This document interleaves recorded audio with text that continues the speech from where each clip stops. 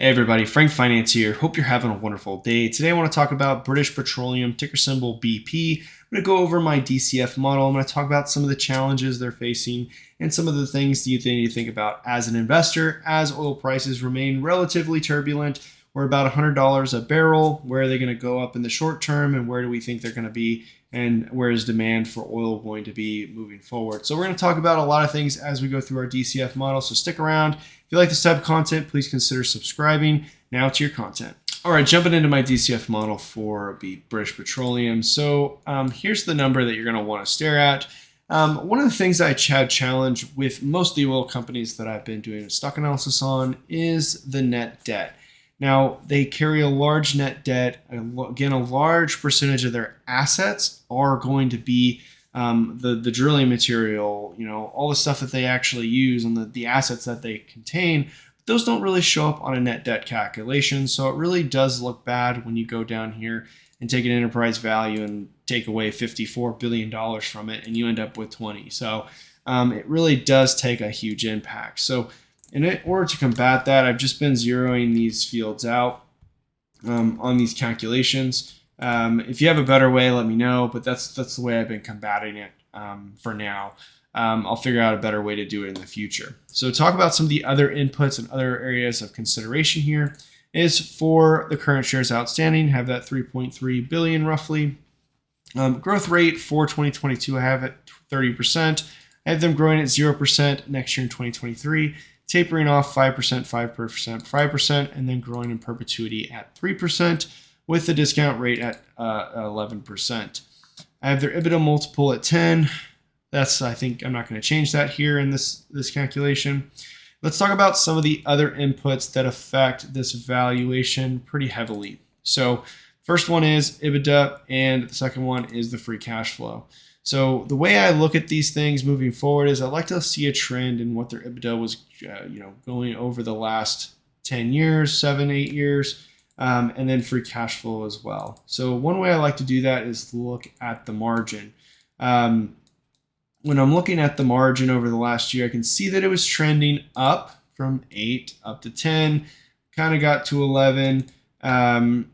So the thing I would say here on the EBITDA margin, I think 10 is probably pretty solid. You could argue a little bit higher here, maybe 12, maybe 12.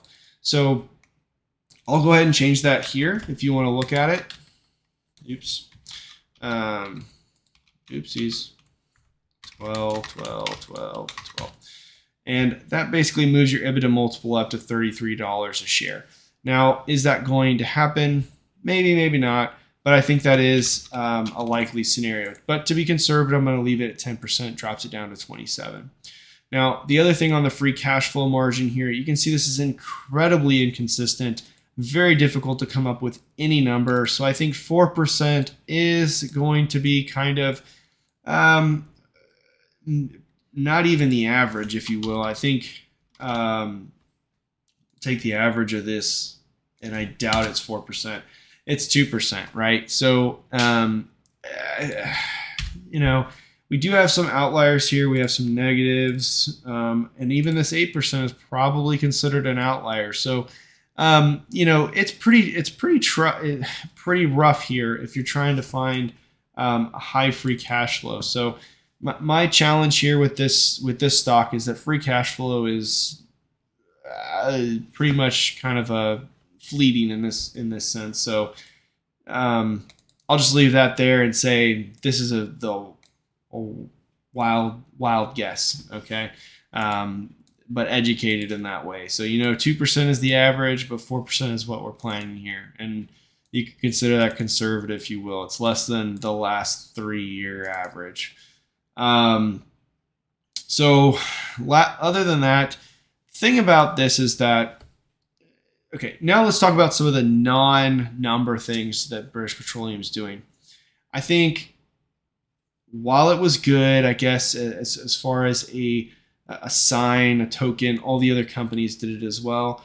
I don't believe it was good long-term business for these oil companies to sell their Russian assets. It was a large percentage of British Petroleum's revenue. So I didn't agree with that. I didn't agree with anyone doing it. Exxon, Shell, Chevron. I didn't agree with any of them doing it, mainly because I do believe that when you have companies tied internationally, it creates stability and world peace in the long run. And you saw all these companies, McDonald's, Starbucks, all these guys pull out of Russia, and it creates a void. And then they just took over the companies. And it's basically like they got assets for free, and it creates instability in the region. And while if you just had the assets, if you just had those people remaining there, it at least creates that economic reason why you should stay friends. And so outside of just the numbers, they shouldn't have sold those assets. That's my opinion. Probably unpopular, but that's my opinion. And I believe that with all the other companies that pulled out of Russia. I thought it was not good for the long-term benefit of the world in general. Now I'm off my soapbox. Going back to British Petroleum, they have been selling a lot of oil assets and moving into renewables. I don't agree with this strategy. I think it's foolish. Another thing with British Petroleum, they are in the EU. They want to get rid of, I think by 2035, they want to get rid of all, all new vehicles will not be made with combustion engines, won't be using oil anymore. They'll need to be using renewable, well, I don't know, need to be electric, I guess. I should say need to be using renewable energy, but that's probably not realistic, but they probably will be electric by 2035. So that will have a big impact on all oil companies, but specifically British Petroleum. Another thing that happened specific to British Petroleum is that they exercised windfall tax in that region, so they will also be a part of taking a little bit of a hit for that. Overall, the long-term trend for British Petroleum doesn't look good with the way demand is going to be going over the next, let's say, 2 decades. And then the other way is from a supply perspective, they're not really putting a ton into capital expenditures, which I think is totally appropriate at this point. You don't really know. There's a lot of uncertainty. Legislation is very combative to, pumping more oil. There's and then the second thing, which I think is in their control, which is just really silly and sad to see, is that British Petroleum is acting more like an ESG company. They're not really acting like an oil company, which is why a lot of people have left them. They're really prioritizing things that have nothing to do with oil, and maybe that will let them be there at the end of the day. Maybe it won't. I'm not sure, but British Petroleum is going to have a few, if not many, probably a decade or more of turbulence, in my opinion. So I don't believe British Petroleum is a long-term hold. I've never been a long-term holder on British Petroleum. I do believe in the short term, and this is the critical part here, is that oil will rebound at least shortly, maybe up to $120 a share, maybe up to $140. Sorry, not $140 a share. Up to $120 a barrel, maybe up to $140. Possibly higher, but more likely, I think 120 is likely. I think some of the recent things globally that are happening to reduce a little bit of supply, but also increase a little bit of the demand artificially is going to, snap back, and I think it's going to come. Now, there's a lot of talks about recession, decreasing demand for oil.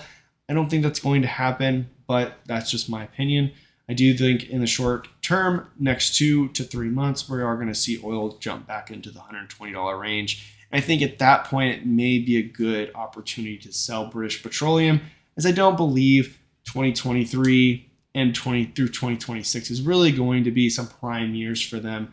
We're going to need to really see some turnaround or some real proof that the investments that they're making on the ESG side is actually going to turn off profitable.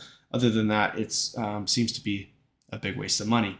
If you like this type of content, please consider subscribing, like the video. Thank you so much for watching. My name is Frank Finance, out.